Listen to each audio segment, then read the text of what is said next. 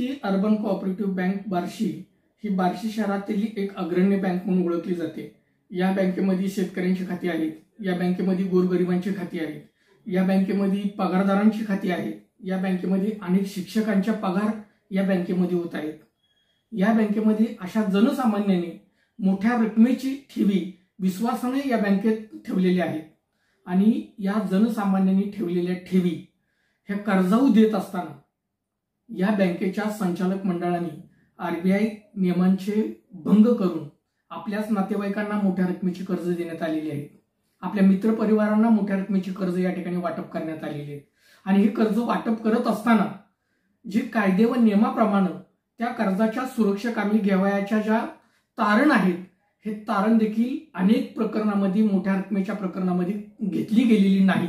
यामुळे ठेवीदारांच्या पैसे आता धोक्यात आलेले आहेत। या सगळ्या प्रकरणामध्ये मोठ्या मोठ्या रकमेचा आभार या ठिकाणी केलेला आहे, कारण याच्यामध्ये बार्शी तालुक्याचे लोकप्रतिनिधी देखील मोठ्या रकमेची कर्ज घेऊन या लोकप्रतिनिधींना कर्ज देत असताना किंवा त्यांच्या नातेवाईकांना कर्ज देत असताना या संचालक मंडळाने सगळे नेम धाब्यावर बसवलेले आहेत।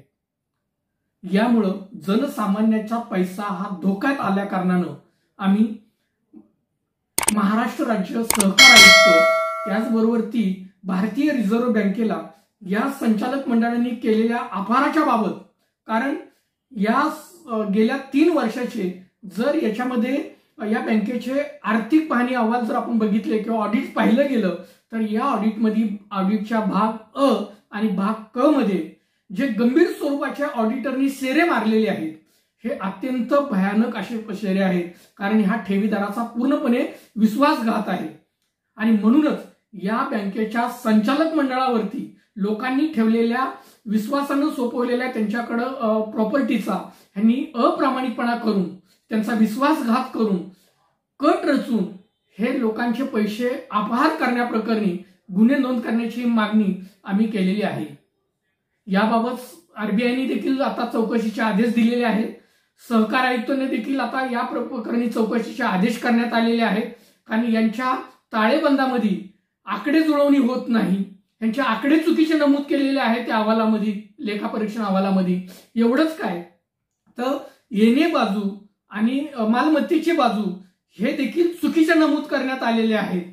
यामुळे या बँकेमध्ये कोट्यावधी रुपयाचा अपहार या संचालक मंडळाने केलेला आहे। बनावट कागदपत्र तयार करण्यात आलेले आहेत, बनावट सगळे दस्तावेज बनवण्यात आलेले आहेत।